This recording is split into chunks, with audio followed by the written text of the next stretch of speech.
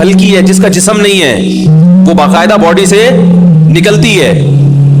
اور کئی لوگوں کے اپنے مشاہدات بھی ہیں جو موت کے وقت ان کے ساتھ جو منظر پیش آیا. میں اپنے ایک دوست کا واقعہ اکثر سناتا ہوں, ممکن ہے لوگ اس پہ بھی کلپ بنا کے حضرت مفتی تقی عثمانی صاحب کا مذاق اڑایا تو ہمارا بھی شروع کر دیں, لیکن ایسے واقعات ہوئے ہیں. اگر وہ قابل اعتماد ذرائع سے پہنچے ہیں تو اس کا انکار کرنا یہ ہٹ دھرمی ضد ہے. میرے ایک دوست ہیں, بہت پرانے دوست ہیں, 18 سال سے میرا خیال ہے میں ان کو جانتا ہوں, بہت پرہیزگار ہیں. ان کی پرہیزگاری پہ کوئی الحمدللہ لوگ شبہ نہیں کرتے. باقی حقیقت تو اللہ ہی جانتا ہے, کسی کے بارے میں یقینی طور پر تو نہیں کہہ سکتے, لیکن بہت نیک ہیں, ہمارے ساتھ رہے, طالب علم تھے. ان کا ایکسیڈنٹ ہوا اور ایسا ایکسیڈنٹ ان کا ہوا کہ بچنے کی امید نہیں تھی. ہاسپٹل میں, آغا خان ہاسپٹل میں ایڈمٹ ہوئے. 60 بوتلیں خون کی چڑھی ہیں ان کو, 60. ڈاکٹروں نے جواب دے دیا تھا کہ یہ بچنے والے نہیں ہیں, اس لیے کہ انہوں نے ان بعد میں پتا چلا, وہ کہہ رہے تھے ان پہ اتنا خرچہ آئے گا کہ آپ لوگ افورڈ نہیں کر سکتے اس کو. تو خیر وہ خرچہ ہوا اور 60 بوتلیں ان کے پہ خون کی چڑھی ہیں. خرچہ اسی سے لیا کہ جنہوں نے ایکسیڈنٹ کیا تھا نا, وہ ایکسیڈنٹ بھی کیسے ہوا تھا, تو وہ ان کے 60 بوتلیں چڑھی خون کی, تو بالکل مرنے لگے تھے. تو انہوں نے مجھے اپنا واقعہ خود سنایا. کہتے ہیں کہ میرے ساتھ یہ منظر ہوا کہ جب مجھے ہاسپٹل میں لایا گیا تو بالکل ہی بلڈ نکل چکا تھا. بعض لوگ تو یہ سمجھ رہے تھے ایکسپائر ہو چکے ہیں, جان یعنی نکل گئی ہیں. اب خود سوچو 60 بوتلیں جس کو چڑھی ہوں گی, کیا بچا ہوگا خون. تو کہتے ہیں میں نے یہ دیکھا کہ میں لیٹا ہوا ہوں اور میرے ارد گرد میرے رشتے دار کھڑے ہوئے, وہ کھڑے ہوئے تھے حقیقت میں بھی, ان کے والدہ بھائی وغیرہ. کہتے ہیں میں نے یہ منظر اپنی آنکھوں سے دیکھا کہ چھت کھلی ہے اور ایک سفید لباس میں ایک بہت خوبصورت فرشتہ آیا ہے انسانی شکل میں. تو میں اپنے رشتے داروں سے چیخ کے کہہ رہا ہوں کہ یہ میرے نلکیاں نکال دو, میری موت کا وقت آ چکا ہے. میں چیخ رہا ہوں لیکن میری آواز وہ سن نہیں رہے. ایک کیفیت انسان کی ایسی ہوتی ہے کہ جب وہ نیند اور جاگتی حالت کے درمیان میں ہوتا ہے, بالکل بٹوین میں.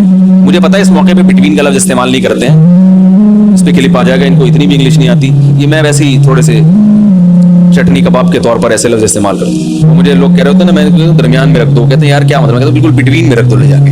ٹھیک ہے, تو وہ جو ہے, وہ کہتے ہیں کہ میں بتا رہا تھا کہ ایک حالت ہوتی ہے انسان کی, جاگتی حالت اور خواب کے درمیان میں, جہاں وہ کچھ خواب بھی دیکھ رہا ہوتا ہے اور کچھ اس زندگی سے بھی اس کا تعلق ہوتا ہے. تبھی آپ اس سے کچھ بات پوچھیں گے تو وہ جواب دے گا, مگر الٹے سیدھے جواب دے گا. غنودگی میں نا جواب دینا اس کی علامت ہے کہ وہ آپ کے سوال کو سن رہا ہے, اور غلط جواب دینا اس کی علامت ہے کہ آدھا یہاں ہے آدھا کہیں اور ہے. ایسا ہوتا ہے نا غنودگی میں. تو بیائی نہیں, اسی طرح ہمیں قرآن و سنت سے پتہ چلتا ہے کہ انسان کے جب مرنے کا وقت آتا ہے تو ایک کنڈیشن تو یہ ہے کہ پورا اس دنیا میں, ایک کنڈیشن ہے پورا برزخ میں, اور ایک درمیانی کنڈیشن ہوتی ہے جس میں آدھا ادھر ہوتا ہے اور آدھا برزخ میں. یہ سب پر آتی ہے کنڈیشن. یہ وہ وقت ہے جب توبہ قبول نہیں ہوتی.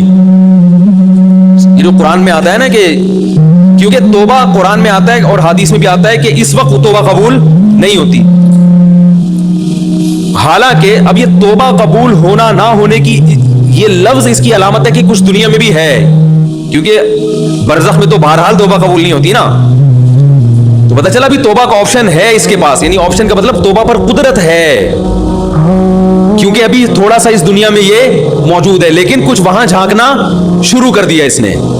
اب چونکہ وہ آخرت کا منظر دیکھ لیتا ہے اپنی آنکھوں سے کہ میں مر کے مٹی نہیں ہو رہا, میں ختم نہیں ہو رہا, بلکہ ایک جہاں سے دوسرے جہاں میں میری روح شفٹ ہو رہی ہے. تو اس وقت جو منظر جب وہ دیکھتا ہے اپنی آنکھوں سے, کچھ یہاں اور کچھ وہاں, تو اس کو سکرات موت کہتے ہیں. اس کو کیا کہتے ہیں؟ اس کو غرغرہ بھی کہتے ہیں. حدیث میں آتا ہے ان اللہ یقبل توبۃ عبدہ ما لم یغرغر. جب روح اٹکنے لگتی ہے نا اس وقت تک اللہ بندے کی توبہ قبول کرتے ہیں, اس وقت نہیں کرتے پھر, کیونکہ اب یہ ایمان غیب کا نہیں رہا, اب یہ دیکھ لیا انسان نے. اب وہ سارے اس کے دلائل جو ہے نا کہ میری عقل نہیں مانتی, مجھے اللہ نظر نہیں آتا, تو مجھے تو فرشتے نظر نہیں آتے, آج تک سائنسدانوں نے کوئی لیبارٹری میں فرشتہ دریافت کیوں نہیں کیا, یہ ساری اس کی بحثیں کیا ہو جاتی ہیں, یہاں ختم ہو جاتے ہیں. اللہ اس کو دکھا دیتے ہیں. تو وہ کہتے ہیں کہ میں نے دیکھا کہ اس کنڈیشن میں ہوں میں, اور میں نے دیکھا کہ چھت کھلی ہے, میں چیخ رہا ہوں کہ بھائی ہٹ جاؤ, میری موت کا وقت آ گیا, یہ نلکیاں نکال دو. کیوں؟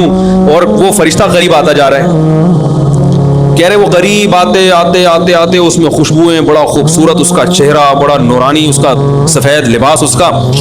تو کہہ رہے اب دیکھو دینداری ہے نا، تو ہر وقت اللہ کی رضا کی فکر کہ اس موقع پر کیا کرنا ہے. کہہ رہے میں سوچ رہا اس موقع پر نبی کی کیا سنت ہے. تو فوراً خیال آیا نبی صلی اللہ علیہ وسلم نے آخری عمل جو کیا تھا وہ مسواک کا کیا تھا. دیکھو اسلام میں صفائی کی کیا ویلیو ہے یار. دنیا سے جانے سے پہلے دانت صاف کر کے جا رہے ہیں بھائی. میں صفائی کی بات کر رہا تھا تو انہوں نے کہا کہ کہتے ہیں میں نے کہا کہ بھائی فوراً کیا چاہیے، مسواک، تاکہ فرشتے کے یہاں تک پہنچنے سے پہلے میں کیا کر لوں، نبی صلی اللہ علیہ وسلم کی یہ سنت زندہ کر لو، مسواک کر. تو وہ کہہ رہے میں چیخ رہا ہوں کوئی مجھے مسواک نہیں دے رہا. وہ فرشتہ آیا آتے آتے کہہ رہے میں اس کی ناک میری ناک کے بالکل قریب پہنچ گئی، بالکل ابھی ٹچ ہونے والی تھی کہ اس نے ایسے نیگیٹو میں سر ہلانا شروع کر دیا، نہیں ہوتے ہوتے ریورس ہو گیا، وہ چلا گیا. اور کہہ رہے میں ہوش میں آ گیا. یعنی ہوش کا مطلب میں میرے حواس مکمل کیا ہو گئے، بحال ہو گئے. تو اور یہ اور بھی بہت لوگوں کے ساتھ واقعات ہوئے ہیں. ہماری نانی اس طرح کا ایک واقعہ سنایا کرتی تھی. تو بہت لوگوں کے ساتھ ممکن ہے یہ دماغی تخیل ہو، عین ممکن ہے، لیکن ہمیں جو شریعت نے جو بتایا وہ بالکل اسی طرح بتایا کہ ایسا ہوتا ہے. ان کے ساتھ سچی مچی میں ہوا ہے، یہ ان کو دماغ میں خلل ہوا تھا، یہ مجھے معلوم نہیں، لیکن یہ بھی تو ممکن ہے کہ یہ حقیقی واقعہ ہو. کیونکہ جب ایک چیز شریعت نے بتائی ہے کہ ایسا ہوتا ہے تو بھائی اگر کسی کے ساتھ ہو رہا ہے تو بلا وجہ اس کا انکار کرنے کی ضرورت نہیں ہے. جیسے شریعت نے بتایا قبر کا عذاب ہوتا ہے، بعض دفعہ وہ عذاب اللہ دنیا میں دکھا دیتے. اب اگر کوئی شخص کہہ رہا ہے میں نے اس عذاب کو اپنی آنکھوں سے دیکھا ہے، آپ اس کا مذاق اڑانا شروع کر دو، اور وہ آدمی بھی قابل اعتماد ہو. عین ممکن ہے وہ نہ دیکھا ہو، اس کا دماغی تخیل ہو، لیکن یہ بھی تو پاسبل ہے کہ دیکھا ہو. ہمارے ایک دوست نے ایک واقعہ سنایا تھا قبر کے عذاب کا، مجھے یقین نہیں تھا. میں نے کہا ایسا نہ ہو ان کے دماغ میں تخیل ہو. تو میں نے اس کی تصدیق کروائی، اس علاقے میں، اس گاؤں میں اور لوگوں کو کال کر کے پوچھی ایسا ہوا، انہوں نے کہا ایسا ہوا ہے. پھر مجھے یقین آیا. وہ قبر بار بار نہ اس کو نکال کے باہر پھینک دیتی تھی، بندے کو ڈالتے تھے قبر میں. اس نے بہت سے علماء شہید کروائے تھے نالائق نے. اس کا جرم یہ تھا کہ وہ مخبریاں کر کر کے نا علماء کو قتل کرواتا تھا. اس مخبر کے ساتھ ایسا ہوا. اس گاؤں میں جب اس کو دفنایا ہے تو چلیں اب بات آئی گئی ہے تو پورا واقعہ سنا دوں. تو وہ جنہوں نے دفنایا نا وہ ان سے میرا بھی تعلق تھا، میرے بیان سنتے تھے. تو مجھے آگے انہوں نے واقعہ سنایا کہ ایسا کوئی مخبر تھا جو علماء کو شہید کرواتا تھا مخبریاں کر کر کے.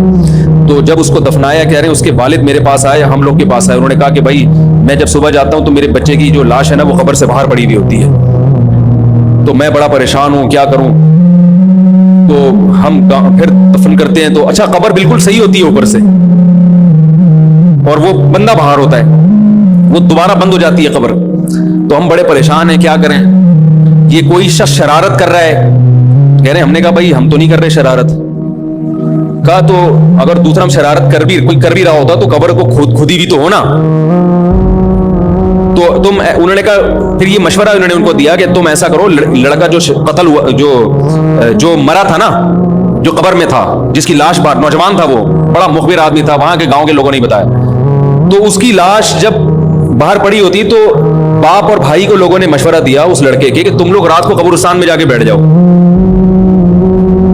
پہرا دو کہ کون آتا ہے نکال کے جاتا ہے اور قبر کو پیک کر کے چلا جاتا ہے. تو وہ صاحب مجھے بتا رہے تھے کہ اگلے دن وہ چیختے ہوئے آئے ہیں، چیختے ہوئے، باپ اور بھائی جو ہے نا.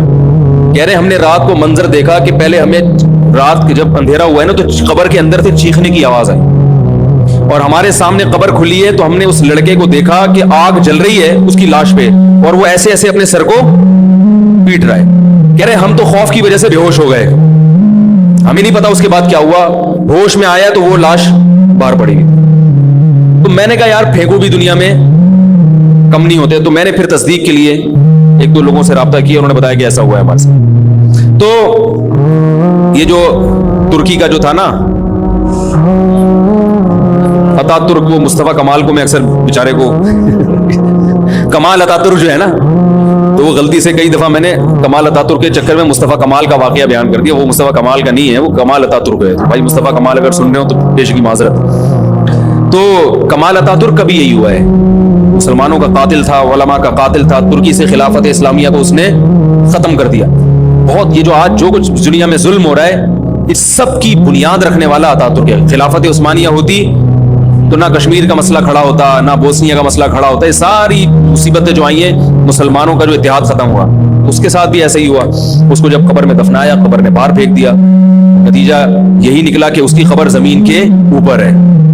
تو وہ جو اس کے فالوورز ہیں وہ کہتے ہیں دیکھو ہمارے حضرت اتنے پہنچے ہوئے ہیں کہ اوپر دفن ہے. تو جو بوڑھے بوڑھے لوگ ہیں نا ترکی کے, وہ آپ کو بتائیں گے